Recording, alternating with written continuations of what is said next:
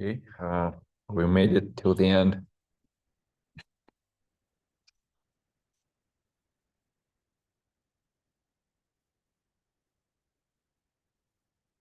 Okay, good. So today's plan is to take a look at last year's midterm, answer any questions, or mostly kind of answer questions by looking at the midterm, right?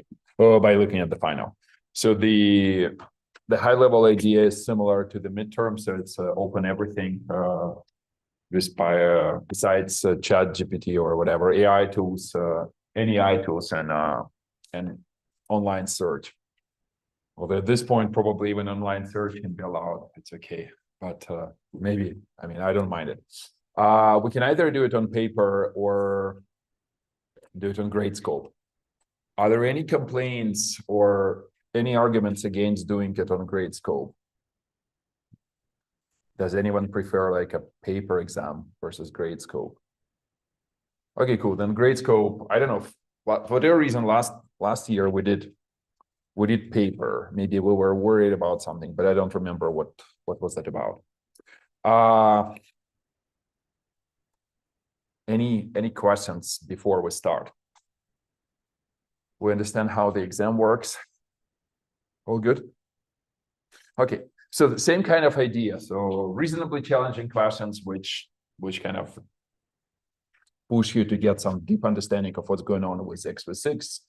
As an example of an operating system, again, reasonable grading, curving, stuff like that. So let's start. So my question number one, which is this, and like you can also start on poll everywhere because yeah, I'll collect the answers. So essentially here, what's given is a student. Okay, let's read. Your best friend who already passed this class last year sets a breakpoint in one of the functions in this program. Runs the program, hits the breakpoint, and dumps the stack, getting the following. And the first question A asks, find out in which function the breakpoint was triggered, and explain your work. A hint is that the stack grows down. So let's slowly go on poll everywhere and try to think about it.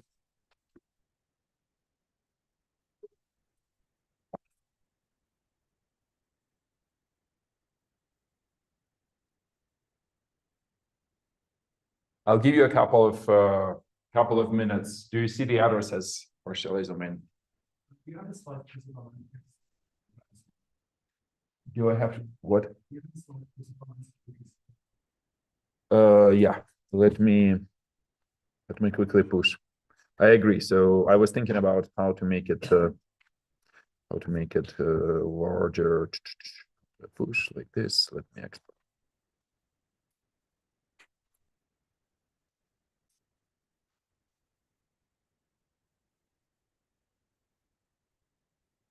It's figuring it out.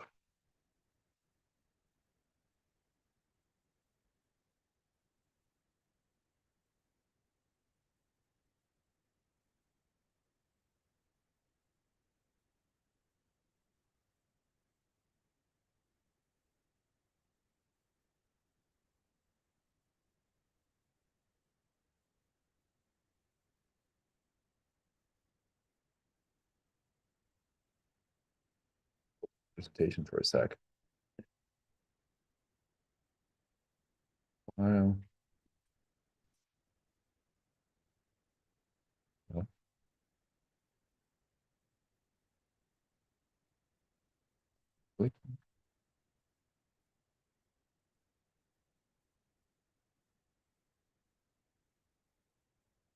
what's the deal? Do you guys understand why that I cannot reach the menu? You want it to be here.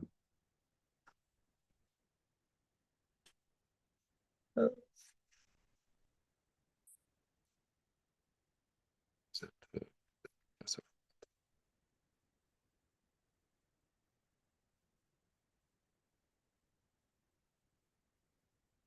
you have a hint for me? So how to get to the menu? I'm trying to export.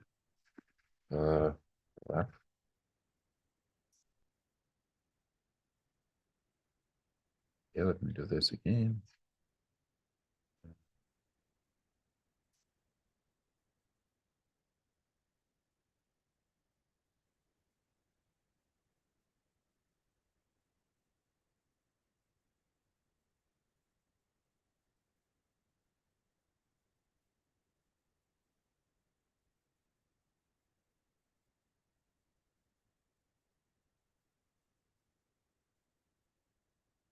Stack pushing.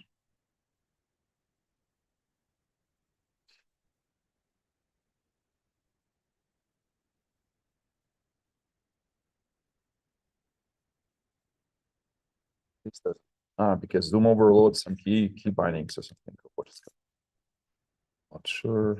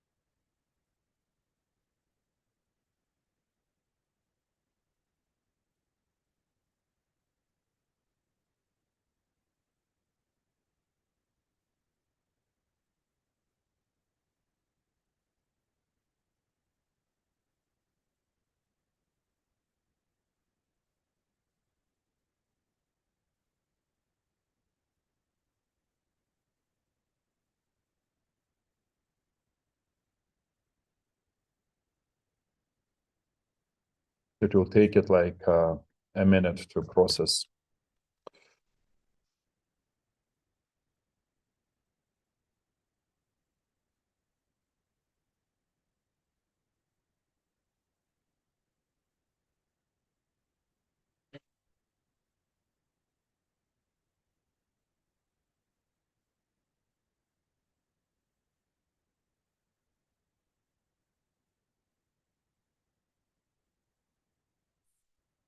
It will take like 5 minutes to do it, which is not fun. So maybe I'll push. I pushed and it will show up supposedly unless I made a mistake, which is also possible. But you can tell me. But let's go back and I'll just zoom in for a second. Where are we here? Yeah.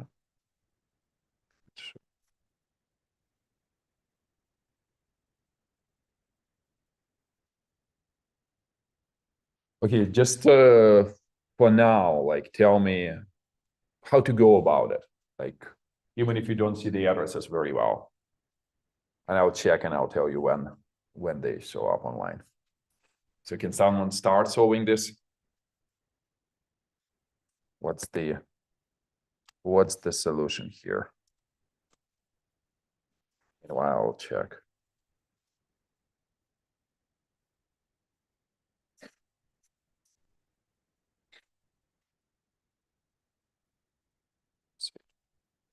To anyone? Yeah.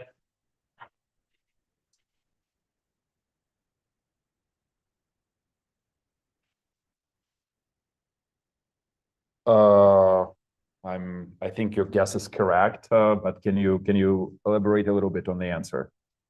How to convince ourselves that that's the right answer? Sure.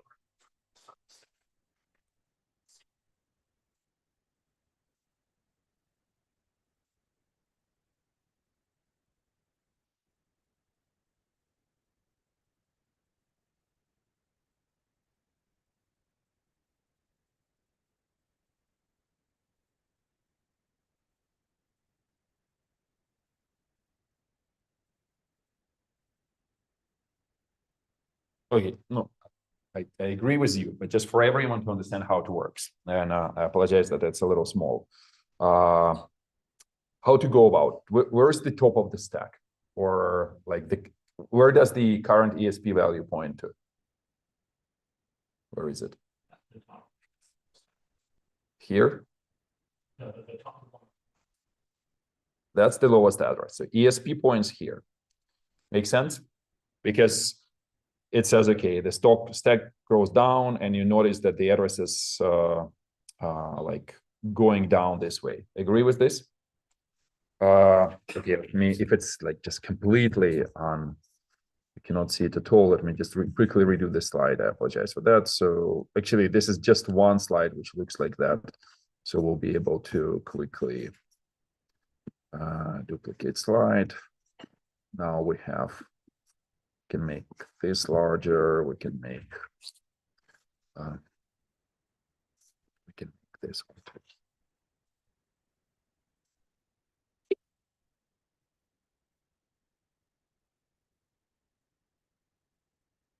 This we can kill for now.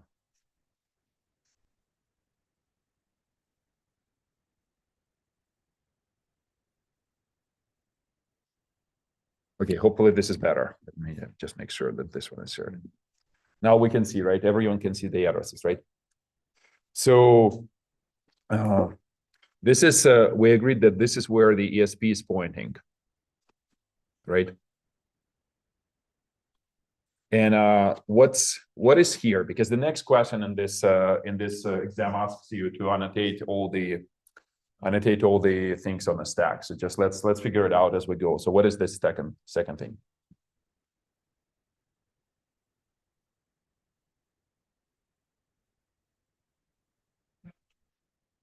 Return address, correct. Because we know that this one is, and you can guess by looking that, okay, it points back to the stack. So it's C398, C398, so this one, right? So clearly this is the old value of the EBP. Agree with this? So, and then right above the EBP, there is a return address. Make sense? Right above the return address, we have the arguments, right? And we can see that those arguments are A, B, A, B, B. And why is that? Because we know that, again, so this is again a return address from this function, right? And this is the old value of EBP. And this old value of EBP points right here, right? And we can also figure out that, okay, so this is the return address, this is the argument again, right? So now we can reconstruct the execution. So if I ask you the question, what are those zeros? Most likely alignment, yeah. So these two are alignment. And now we know that, okay, so the first invocation was done here. We invoked some function passing one argument, so it matches. So main invoked, because we know that the argument which we passed is A, right? So we know that we invoked func 1, versus func 1, 2. And then inside func 1, 1, which is here, we first invoked this function. Apparently we already returned from it because now we see invocation of this function because we see those three arguments on the stack. So A, B, B, right? So which means that we are inside func 3, right? Makes sense? So there is a little bit like, I'm pretty sure that the stack dump I took from like, I really compiled this program and I really ran it probably. And that's why we see alignment and stuff like that. But even if you don't do it, so just like the main gist of this question is to make sure that you understand that you can figure out the value of EBP, figure out the return addresses, figure out the arguments, and kind of reason about it, right? Make sense? Any questions about this question? Good? Okay, so as I said, the second was, the B part of this question was asking like essentially annotate everything on a stack, and we did annotate, right? So okay, cool. So that's probably good enough for now. If I ask you, question number 2 in this exam was this. So a question about the address space. So it says you have the following graphical description of the x86 address space, which starts from virtual address 0, splits at 2 gigabytes, goes up to 4 gigabytes, and it says virtual page number 0, virtual page number 1, virtual page number 2, and so on, right? And then it says that the page with virtual page number 0, VPN 0, is mapped to a physical address 0x100. I put underscore just for readability, and 0000. The question asks you if the physical page at address x1000000 is mapped at some other virtual address. What are those virtual addresses? Explain your answer. So let me again switch to poll everywhere. Make sure that you guys have a chance of thinking about it. Activate.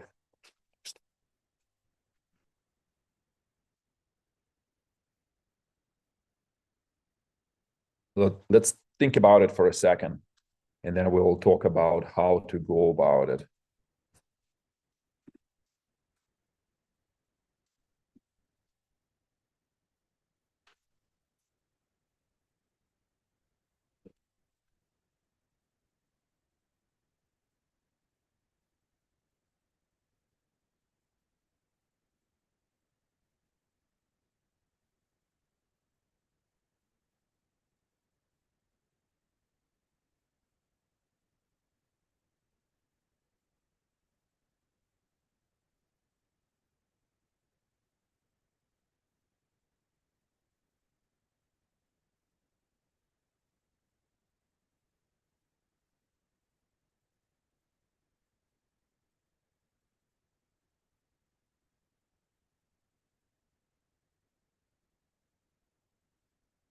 Do we have an answer?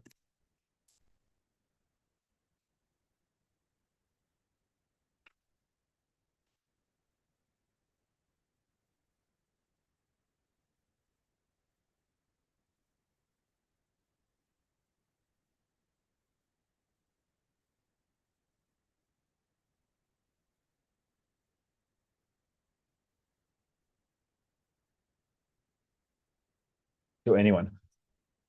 So what's the answer here? What is this other address?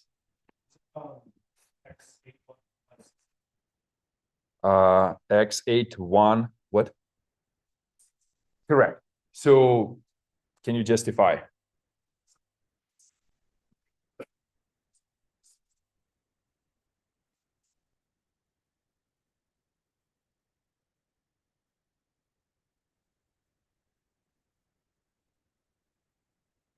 Correct. So I saw on a poll everywhere, a lot of people answered, and I don't know who these are, but answered just 800_00 without 1. So why was that an option? Or why did someone decide why to go with that one?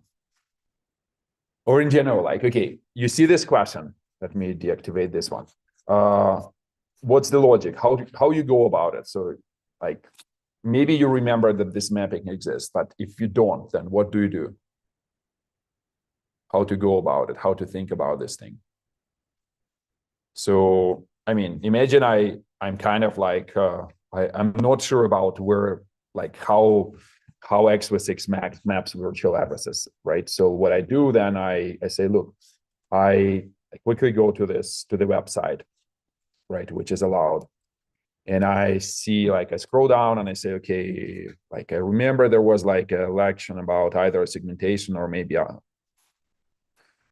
maybe something like boot. And I click on the slide and quickly scroll about like,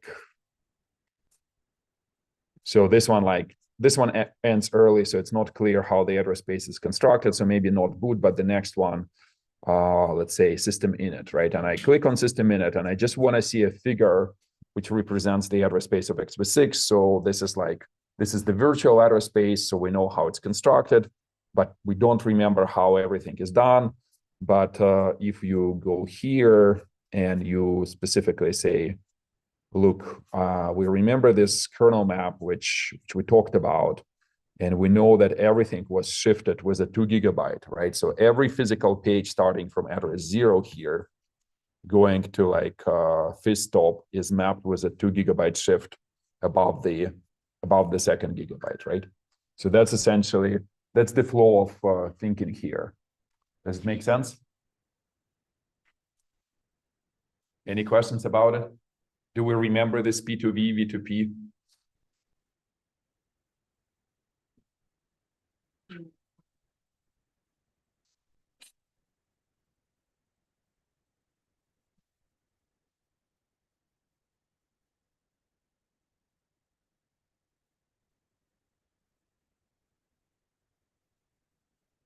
Mm-hmm. No, not exactly. What you need to remember is the following. So you need to remember to say that, look, if we're looking at a user page here, right? This user page comes from a memory page allocator, right? Page allocator in memory. So this page allocator in memory was initialized to sit right above the kernel end, so somewhere over here, right? So this page will clearly come from somewhere here, right? And of course, this page, since we mapped everything, this is the physical address of the page. Of course, it will be mapped with a 2 GB shift here. So this is the address, which is like, in our example, 100_0000, right? And the physical address will be 0x100_0000, right?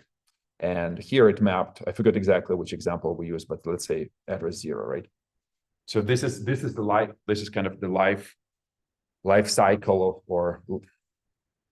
life cycle of this page. So essentially all the pages which system has, like which it manages up to fizstop, will be mapped here, right? And at the moment you know the physical address of a page, you know that it will be mapped this with a 2 GB shift, but it may be mapped more than once, right? So if it's used for user memory, it will be mapped somewhere in this user part of the address space the second time. Make sense? If I ask you a question, which pages will not be mapped twice? It's a good question for the exam as well. Okay, I'll rephrase, like a different way to ask the question which I'm asking, like which pages are mapped more than once?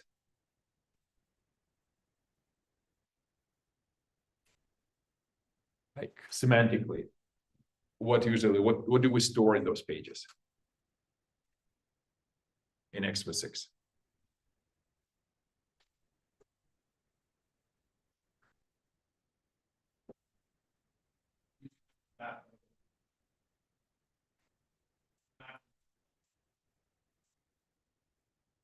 Correct. So, okay, you're absolutely right. So what you're saying is that all the pages which are used for user part of the address space will be mapped twice. I mean, they will be on the same page table as you corrected yourself. It's the same, it's one page table. It's a page table of a process. It's accessible from the proc data structure, right? And those pages will be mapped because the way we say, look, we need a page for user memory. Sure, we'll get it from the allocator and it's already mapped here. And we map it twice, the second time for the user part of the address space. And this page will have a user accessible flag in it. Okay, that's my attempt to write to you, right? That's why user can access this page at this specific address, right? Makes sense? Does everyone agree with this? Okay, which pages will be not mapped twice or more than once? In fact, I say that when I say mapped more than once, I don't think that there is a single page which is mapped more than twice. But I will say which pages are mapped exactly once. I'll do that like IO space. Correct. This will be mapped once. I agree that will be mapped like this. And this will be mapped like this. What else? It's kind of like you need to understand how the kernel uses the pages. But of course, I agree with you that probably, like not probably, for sure, kernel text section, kernel read-only data section, and kernel data section will be mapped twice. There will not be even on the memory allocator to begin with, right? So those will be mapped once and will never be touched. But which pages which we get from the memory allocator will be mapped only once. It's kind of negation from the first part of this question. Things which are exactly, so things which are just for the kernel. Can you give us an example?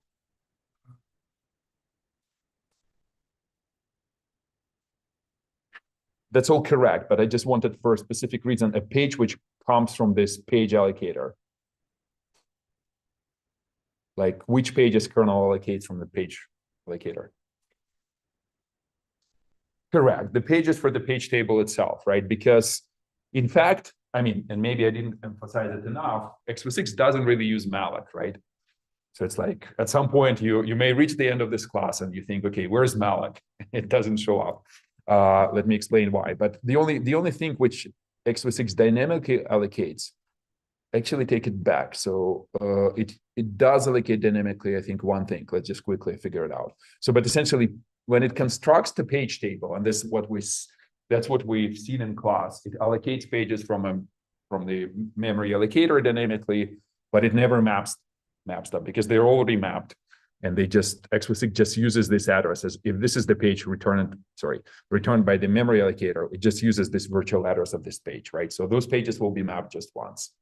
I think it allocates. Remember that inode, it doesn't allocate. So I think it goes and just has a statically allocated array of inodes and just scans through the array, right? So it doesn't use malloc. So it's a simplification in the design. But I think it does allocate. Something else. Let me just quickly just make sure that I can. Jesus, I mean, like something is wrong with how Zoom works, at least for me today. And I cannot, my key bindings don't work at all. I wanted to quickly get to the x86 thing. x86, like,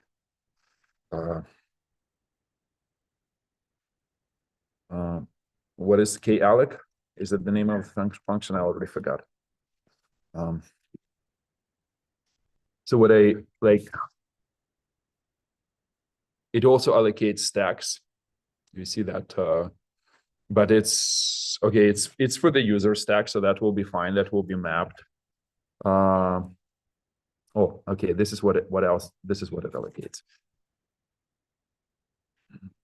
Patience to remove everything. Do you guys know how to remove all the annotations? Clear. Clear. So it looks to me that when it allocates a pipe, only inside this pipe alloc function, it also goes to the kernel memory allocator kalloc and allocates a page from there. So I think that these are the only two. So the pages for the page tables and the page for the pipe.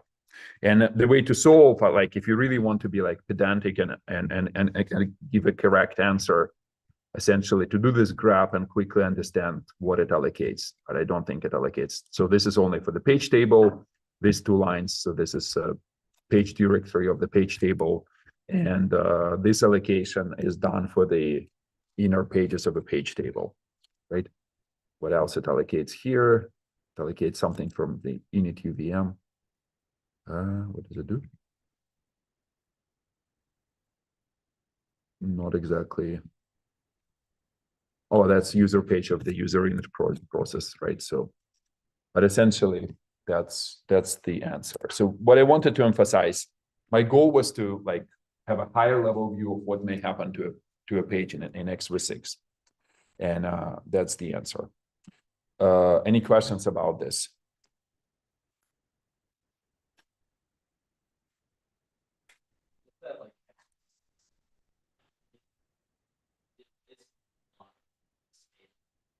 Mm-hmm.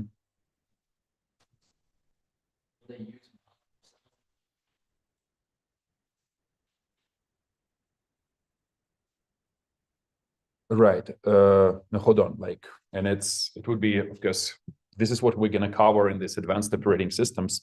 The short answer that if you have a split between like user and kernel, x86 just says, okay, I can only allocate memory at the granularity of pages. A typical operating system like Linux will have malloc here as well.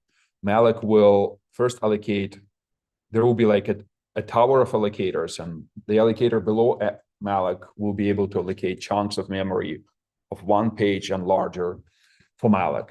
Malloc will maintain some metadata on top of those pages and will be able to allocate objects of any sizes and powers of 2, like 16, 32, 64. And the same will be happening at user level. So user level will have a user level implementation of malloc, and x86 has it. So they have a very simple malloc for x86. This malloc will also use sbrk to allocate memory from the kernel, like a larger chunk. And then on top of this larger chunk will contain metadata to allocate small regions of memory. And we'll keep track of them. That will be like the tower of those allocators. But there are some exotic constructions which are similar to x86, where for different reasons, sometimes for performance, sometimes for the reasons of being able to verify functionality of the kernel, this malloc is kind of skipped. And the kernel, really similar to x86, allocates memory only in large chunks of one page or larger. But that's typically not the case in commodity operating systems. Makes sense? Any other questions? Let's get back to the back to the exam. Okay, cool. Thank you. Let me erase here. So next question, which I'm asking here, is the same address space. So like same diagram. So virtual page number 0, virtual page number 1, virtual page number 2. We maybe actually do a copy here just to make sure that it's on top of this one.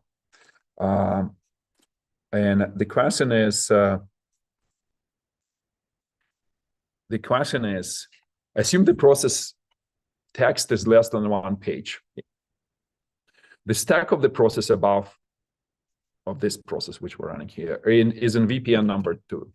So this VPN, virtual page number 2, is a stack, right? What I'm asking here is, this is a table, and for each of those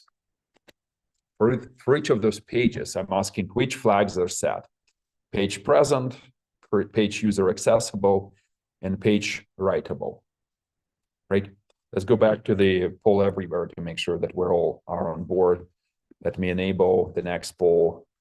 And I'm asking for the page, for the VPN 0, which flags are set? Did they configure the question that you can choose only one answer? Yes, okay, that's wrong. Okay, let me quickly, as many.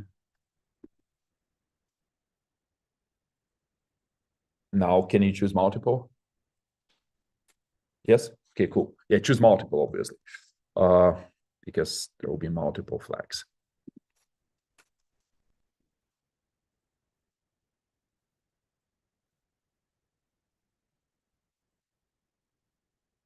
So what do you think? What flags will be set for page 0?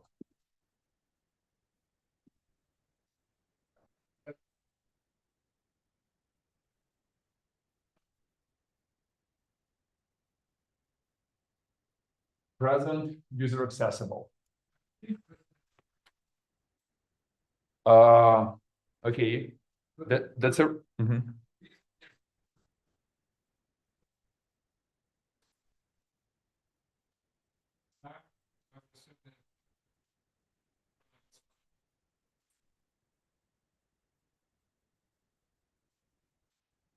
That's a very valid logic to go about it. So, and in any meaningful operating system, this is how it would be done. So I would agree with you that if I were to build an operating system and this is my text page, I would not set the writable flag. So I would say present, because it, like, okay, sorry, user accessible because user has to access it and nothing here, right? However, I think x86 actually doesn't do that. So, and it's honest to take both answers. I think x86, for the reasons that it does not distinguish between text and a data section, because the way the code is compiled, it's just all bundled together, and it can happen to be not page aligned. They also set this flag, just because they say, if you look at how the elf loader works in x86, it just says, okay, I just like load everything and mark it as writable. In x86, it's possible to override the text section.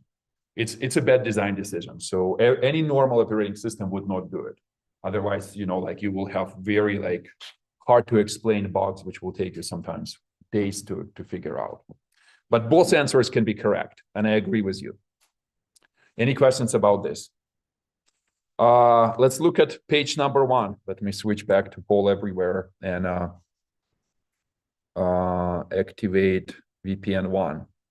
What do you think about VPN1? Just to make sure that we understand what is inside this page. That's kind of the question which I'm asking. I'll let you think for a second about it.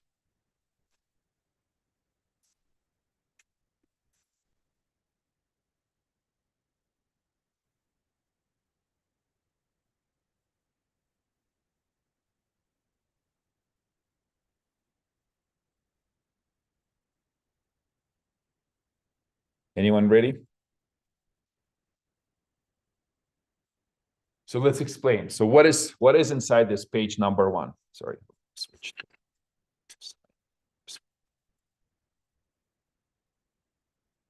Who can tell me what's there?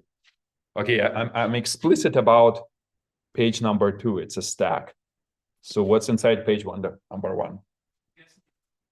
Guard page, correct. What is the purpose of guard page at a high level? No, like you said guard page, but do you know what it does? Not even just malicious, because just to catch the stack overflow early, right? Because again, like just based on the first question, we say that, or answer to this first page, let me erase everything for a sec. We know that this is writable.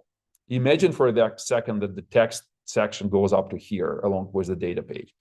If you just simply have a stack which grows downward and you keep calling functions recursively, nothing prevents your stack from getting into this region and start overriding both data section and text section. And that's not fun, because again, the bugs will be like so exotic that you will spend days trying to explain them. And so x86 does, similar to real mature operating systems, they insert a gap page here. They insert a gap page here, and the moment stack overflows into this page, what happens? Who can tell me? What happens if you try to write into this page? Okay, I would take this answer when at the beginning of the class, but now you can be more concrete because you know how x86 does it. So what is a segmentation fall? Like segments are configured to start from 0, go the whole thing up to 4 GBs, so they don't catch any writes or reads, right? That's how we configured. Remember, the kernel data segment, the user data segments all start at 0, go to the full extent of the address space, right? So then what will happen? Just again, if you're debugging stuff. You get a page fault? Yes, you will get a page fault. We don't do anything with segments, but we do want to get a page fault, right? And like, again, like I semi-agree with you. You say segfault because this is what we run a process on Linux, and we'll also say segfault, right? But although in practice, it's most likely in a similar way how x86 does it, Linux just use page faults, right? But I just wanted to make sure that, imagine you have to debug it and you like really, you get a page fault, and then you can reason about it, right? So you say, look, it's a stack overflow, then crash the process and stuff like that. So in order to get a page fault, which flags x6 sets here? That's what I'm asking. I mean, anyone can. The user flag is clear. So this one is not set. And PT writable is set as, oh, what? PT writable is actually set. It's a very exotic choice of flags. Can you explain why x6 does it? So because a normal person would say, like a normal human being who builds this operating system, it says like, let's just, let's just set the flags like, let's just not set the PTP. And that's enough, essentially. You don't even care what's inside the user and writable if P is not set, because it will immediately trigger a page fault. But x6 doesn't do this choice, doesn't go this route. Why? Do we remember?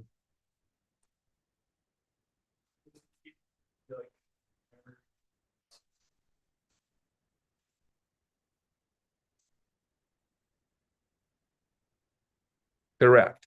So x6 makes the following simplification. It assumes that the user part of the address space is continuous and always present, which means that the kernel itself can access any of those pages and has guarantee that it will not crash, because x6 doesn't know how to handle this crash on purpose. They say, look, we're not going to build the code to reason about the gaps in the user address space. We simply use one number size, exactly like you said, and say that everything is available here.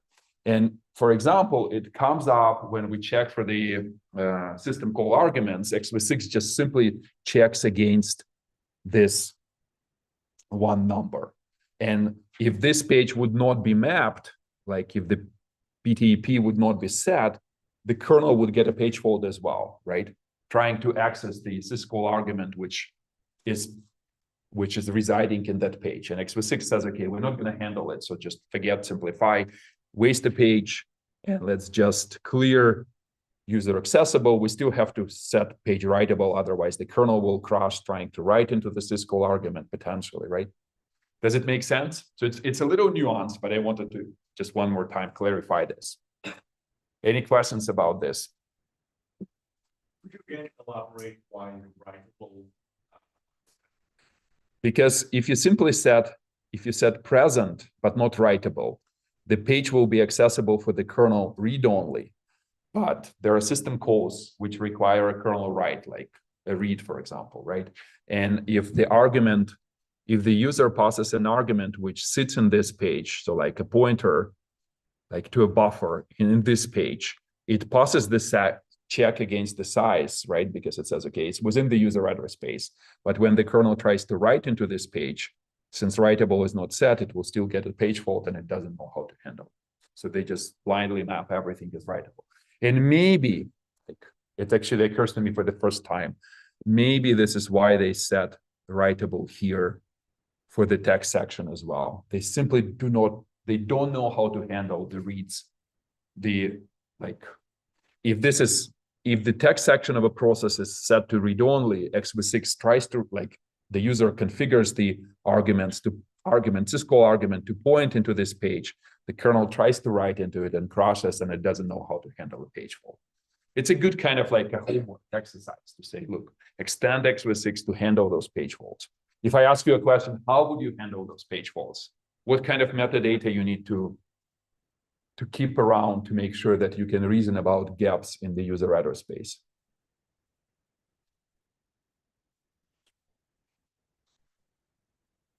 Yeah, so linked list is one implementation. Something like a map in x6 or a map in C++ library may be a better abstraction, and probably underneath the map there will be some kind of a tree, and then or whatever, a hash table, or how you build the map, so you can quickly resolve whether this page was ever mapped at all, was mapped read-only, was mapped something else, and then you get a page fault first. You consult the data structure, asking yourself a question: is it a legit access, or is it like what's going on here? And then this data structure answers it for you. But the linked list is sufficient at just like O1 traversal, which is not ideal. There was a question before I detoured, I think. All good here? Okay. And obviously this VPN2 is like all of this will be present because it's like a regular page. And of course, stack has to be writable, so that's not a big surprise. Okay, let's go to the next question. I'll accelerate a little bit. So this is the code of the release function, which releases a lock in x86, right? And what I'm asking here is, what's the role of this pop CLI function? Can someone quickly answer? I'll skip the polls, deactivate this one. What is the meaning of this pop CLI? It enables interrupts, but in what manner?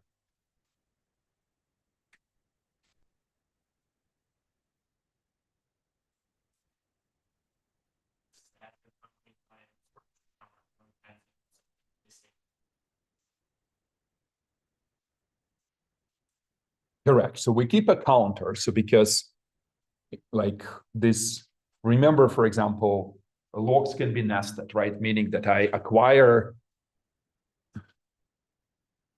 lock A, do something, I mean, in the kernel, I acquire lock B, and when I release B, interrupts still have to be off, because if you hit an interrupt here, and you might potentially get a deadlock, right?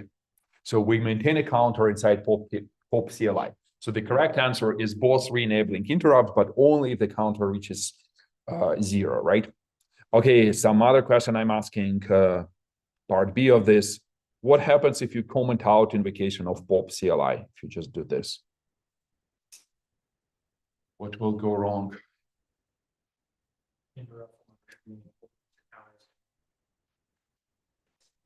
No, and in general, you will never do a CLI instruction. You're right. So the interrupts will never be re-enabled. And then what? I mean, we will take it as half of the answer, but let's, and I forgot how we grade it, but let's just think. Like my goal here, obviously, to ask a question like, and then what happens?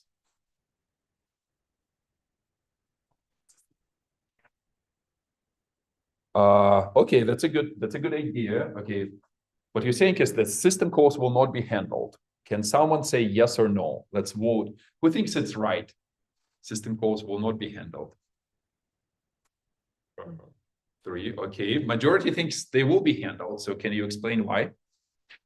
I also agree they will be handled. Why?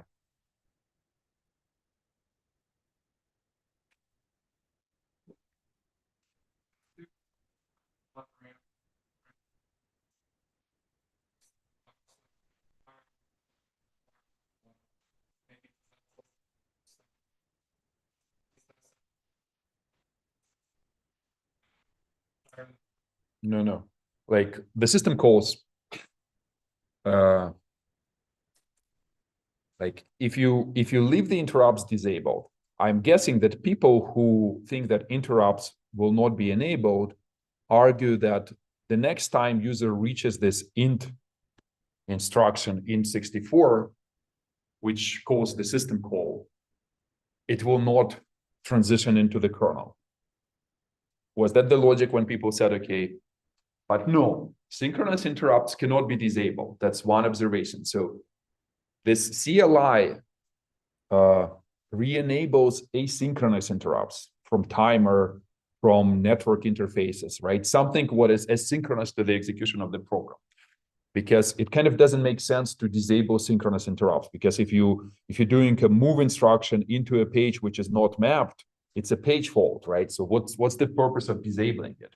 Like to do what? Like to halt CPU without any notice, right? So the synchronous interrupts are always on, right? So and similarly, the syscall interrupt is a synchronous invocation of int 40. It will go through and system calls will work, right? Make sense? But what can go wrong? Maybe we have.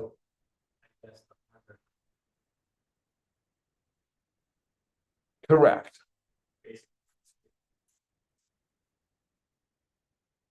Correct. So what you're saying is that, okay, everything will continue as almost nothing has happened, right? You will correctly return to the user level, but then the timer interrupt will never be triggered ever again. And the user process will be running forever. Maybe not forever, it depends on the process. Maybe it will yield and then switch to a different process. And maybe the different process will be running forever, but maybe not. Or maybe like some of these processes will be waiting for the disk IO to complete. And the device driver might rely on the acknowledgement of the interrupt, and it will never go through, and that will stuck forever. So the systems will start disintegrating in those kind of like manner. I just wanted to explain that this is how it may happen, right? But it will go kind of, I think it will run forward for a little bit. It depends on what the user process is doing. Make sense? Any questions here? But we clarified a couple of important things. First, that synchronous interrupts are always on, sorry, they cannot be disabled, right? And then we kind of guess what's going on with the rest of the system. Okay, that's a good question. When the switch function in the x86 kernel executes for the very first time, where does it return? What does it even mean? I cannot understand my own question. Executes for the very first time.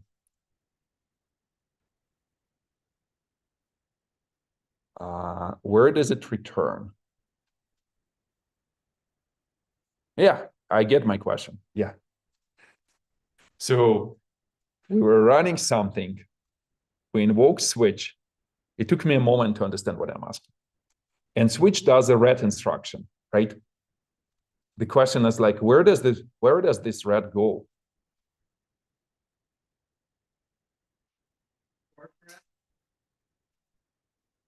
Fork read? Honestly, I don't know the answer, but it might be correct. It sounds correct to me.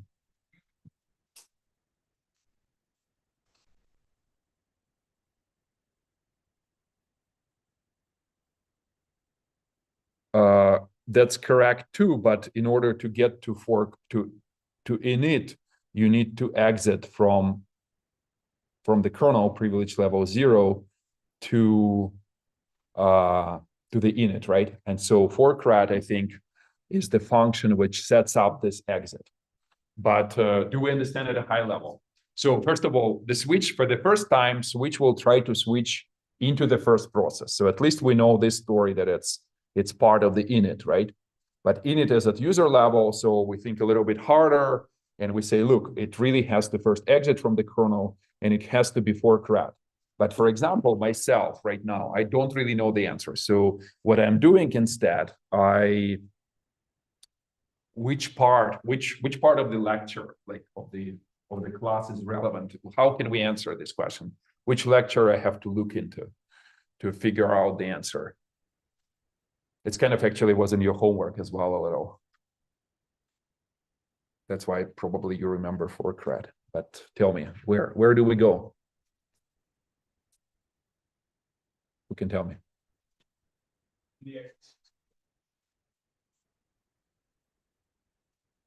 Yeah. Okay. Yeah. So you say, look, well, let's take a look at how user init is set up, right? So that's one way to go about it. Let me just quickly figure out. So we say it was actually somewhere here. So we say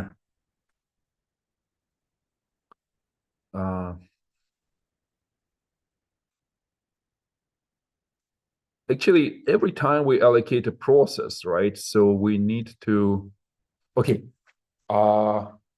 First of all, question number one, when switch invokes a read instruction, where is that address stored? Where is the address, the return address to which it returns is stored?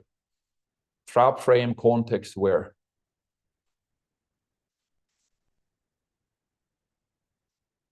So it's in the context, remember? So we have to look at we have to understand how switch works. Switch the switch function will flip the stacks, and the context will be at the very top of the stack, right? And so at the very top of the stack, this is the data structure, which is context, and this is exactly how it's set up. So like every time we allocate a new process, we say the part of the context and specifically the instruction pointer field will be set to forkrat. So that's why, yes, you're absolutely right when you said forkrat, although this is for alloc proc, so we're not really sure about init. Let's quickly verify that we understand that init works in the same manner. And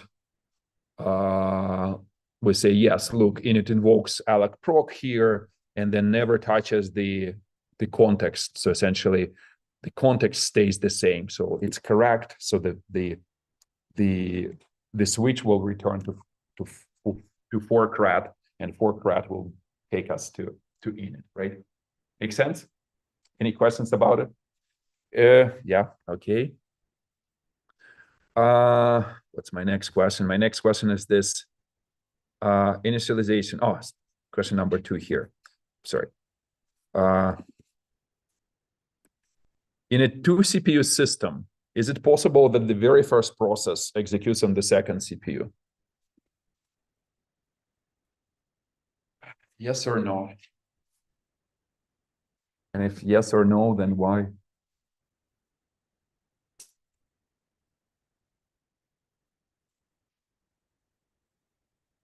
Two CPU system, 2 CPUs. CPU 1, CPU 2. We booted on this one, started executing main on this one, and reached the scheduler here. And first we created the maybe created the init process. Let me just, we created user init, and then we reached the scheduler. Is it possible that this user init runs on the second CPU for the first time? I have a guess based on the fact that main is all the init in main, and they call it a function to start other processors, or it calls a function to be user init.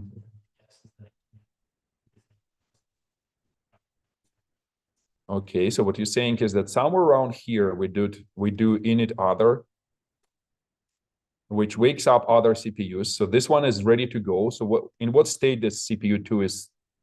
What is going on the second CPU? Do you know? Does anyone know what's going on the second CPU? What is it doing?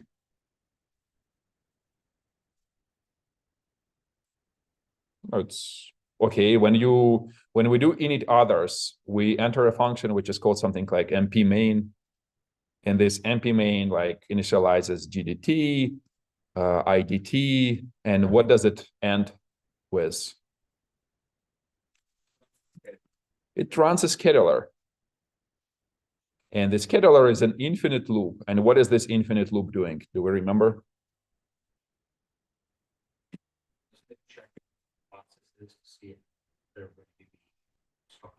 Correct. And if we have a list of processes, which is like all the procs in a system, and right now there will be just one init, right? Well, that's very well possible. Like by the time this guy, it created the user init, by the time this guy reaches the scheduler and tries to look at this queue, it's very well possible that this guy already fetches this init from this queue and schedules and runs it, right? And again, my goal here, despite the fact that I asked this question in this like esoteric manner, my goal for you to understand this figure, like essentially this diagram saying that this is how the system is running. All CPUs in the system end up running a scheduler. The scheduler just looks at the queue of global processes, sees which ones are in a runnable state, and picks the one and runs blindly, like and advances through the queue forward, reaches the end, starts over from the beginning. And of course, they like when you have multiple processes in the system, you cannot really predict accurately which process will run on which CPU. It's kind of very hard to predict. Maybe there are certain things which can give you hints, but in general, it's random, right? Make sense? That's what I wanted to explain with this question, right? Okay, cool. Then let's answer question number 3. So let's erase everything on this slide. In a 2 CPU system, x86 creates 2 GDTs. Can you explain why it's not why one is not enough? Like I kept asking this multiple times.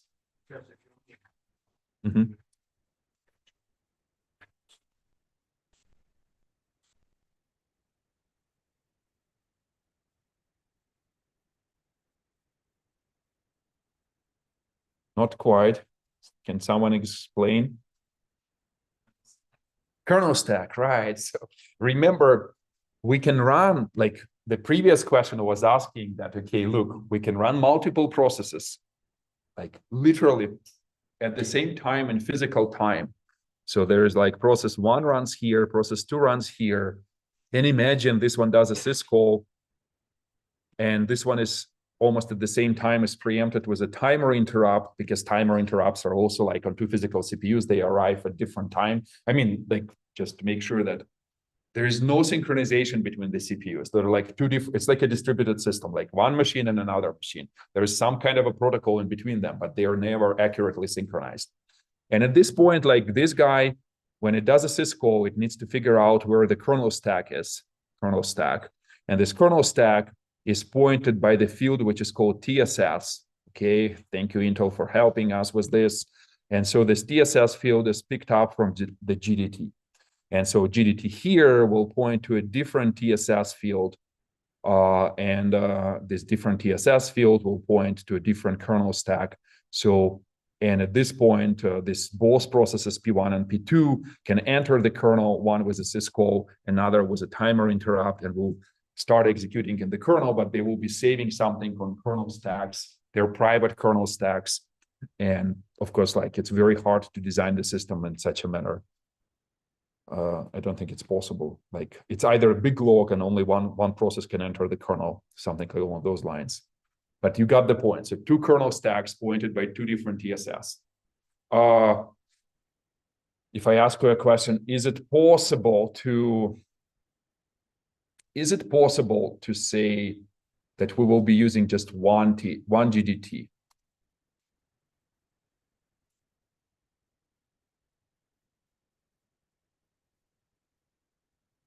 What do you think? What will be this design? Correct. So you can say, look, GDT will be one. So GDT will be one, but the TSS is pointed by the, it's almost like a TSS segment or something like that.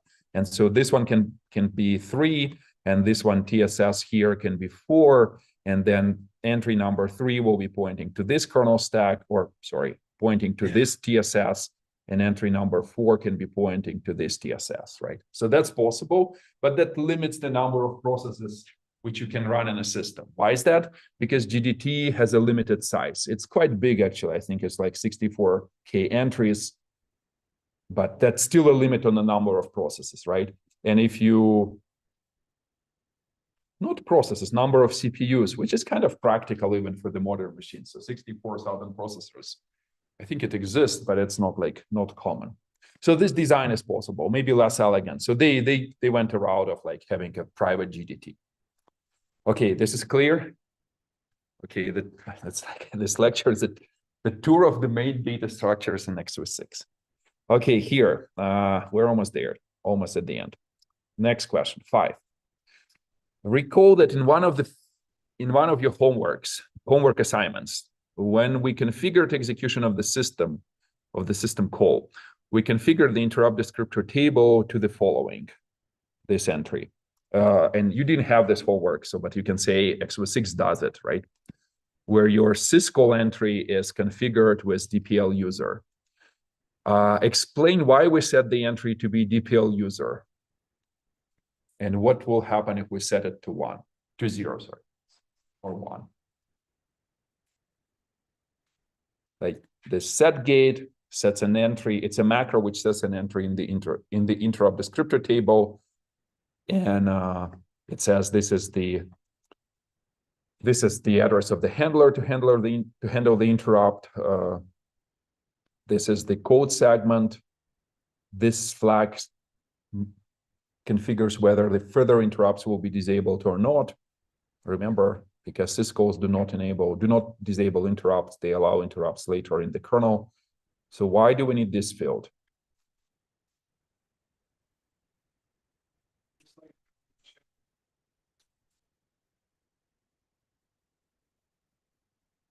Not exactly the system call, because all the system calls, remember, it just passes a number in the EAX register.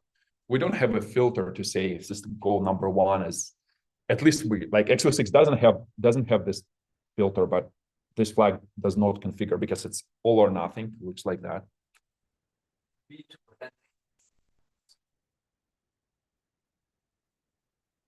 Not exactly, but like I'm looking for a more specific answer.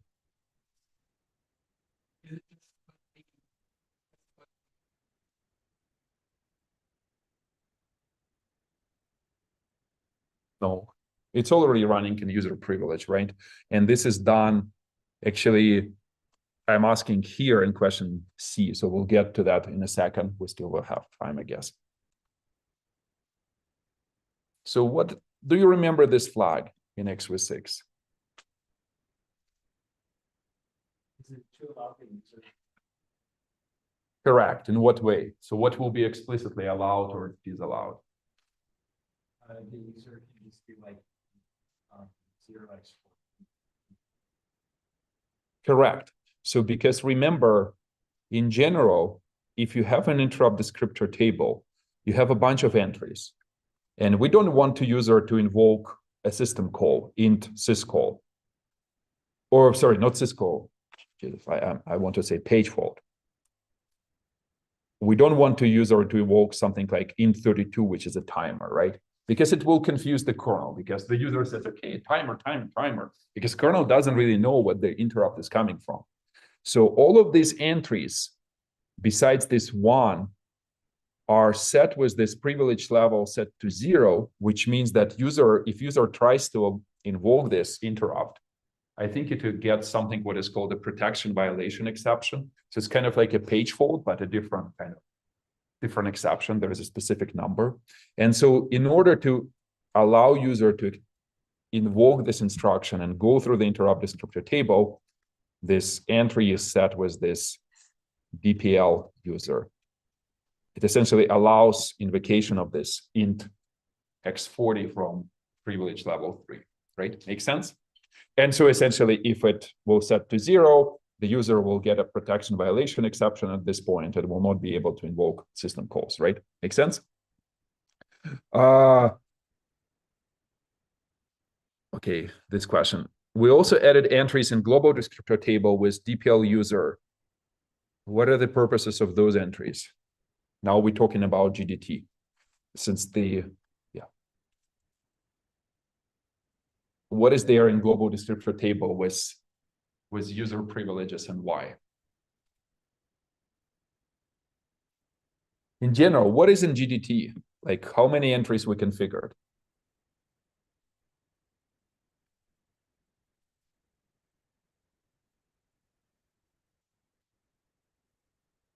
4. What are those?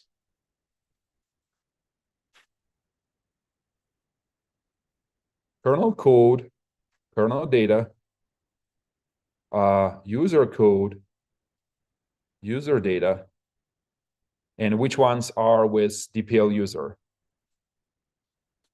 Yeah, these are user or privilege level 3, and these are privilege level 0. So why do we need these entries? Do you remember what's the role of this? Like in general, we don't really need GDT. We only use it to point to TSS, so there will be another 5th entry which points to TSS, right? But I think 5 is the number in x86. But really, like no one would bother to do the GDT, and the only reason to do this is to keep track of privilege level, meaning are you running in a kernel or you're running in the user? And when the code segment is set to one of the user entries, to the user code specifically, the CPU knows that the code is executing at privilege level 3. When we do a syscall, the interrupt descriptor table picks this, sets code segment to this kernel code entry and switches us into privilege level 0, right? And then vice versa, when we do an IRAD and like part of this fork RAD, when we return into user level, we configure this CS on the user, on the trap frame to point to this user code, and that essentially switches us into the user level. So this question, conceptually, what I'm trying to get to is understanding of what defines the user level versus kernel level. Okay. Any questions about this? Okay, like 5 more minutes. I'm almost there. It's almost the last question. I'm asking here, in order to go from kernel to user, the scheduler must modify system state to run in user mode. How is it done? A little vaguely asked question. So maybe a right way to answer, like, how do we exit into user level? What do we do? The most concise. I read, and how do we transition to user level?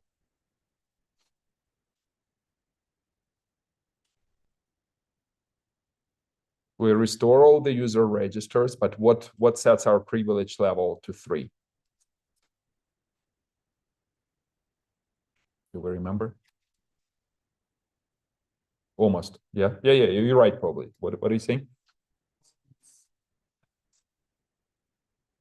Yeah, but okay, what I'm getting to is that, remember, the last 5 things which the hardware will use as part of this IRAD will have a stack segment and a code segment. And this code segment is important because this one will be pointing to the global descriptor table, and specifically the entry which has this user code, which we just discussed. And this user code will have a privilege level set to 3.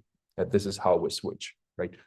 It's not set, so you can IRAD back to the kernel. And in fact, it happens because remember that x86, like when you do a syscall, you enter the kernel, interrupts are still on. You're already running in privilege level 0. If you receive a timer interrupt at this point, instead of like 5 things, only 3 things will be saved on this kernel stack, and you continue on the same kernel stack because you don't switch the privilege level, right? And then obviously, when you IRAD, you will return back to the kernel. So if I ever ask you, is it possible to return back to the kernel? It's possible. Like this IRAD can return back to the kernel, right? Just for this reason. Make sense? Okay. Last question. We have 5 minutes. It's relatively simple. So it's about the first part of the class. I give you a program and I say, what are the possible outputs of this program? I know. It's a little hard to read, but.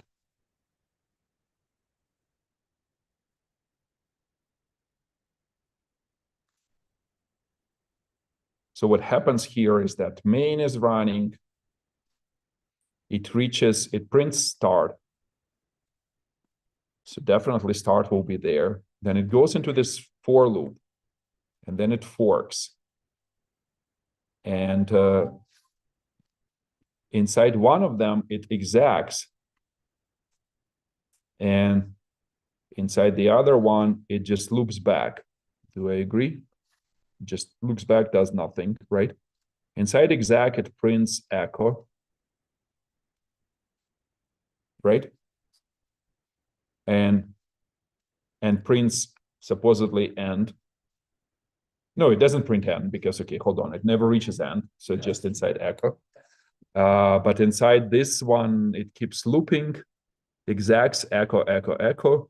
And inside the main, when main reaches the end, it will print the end. Is that what's going on in this program?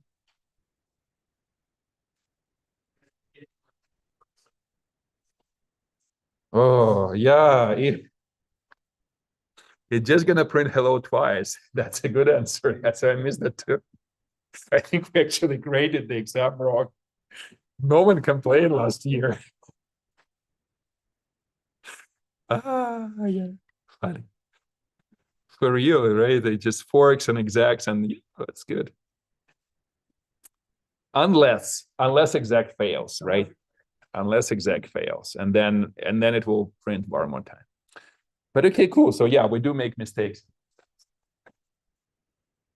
But I mean, this is I'm glad that you can counter argue, and that's specifically what I was like. That was my aim. Okay, so we have two minutes left. That's like, okay, sure. Okay, first of all, thank you for participating. I know that it was hard, but for people who really want to move forward, like this is the surprise, not the surprise. So, okay, so if you really want to get into this field, so in fall, I will be teaching advanced OS implementation. So, and in this wonderful class, each of you will build a tiny version of a small operating system, right? So it's in general, we will be talking about how Linux does stuff, what virtualization is about, containers, microkernels, like a lot of different modern things. But the goal is also to make sure that each of you will build one, right? And that's essentially the plan. And the idea is that once you build it, then you will for sure know how it works, right? And but also looking at Linux, right? So if you're interested, sign up. So the class is on the schedule, I think, at this point. We just put it there yesterday just to make sure that I can advertise it. So it's called 5965. But other than that, thank you. I'll see you on the exam, and good luck with your future careers, I guess.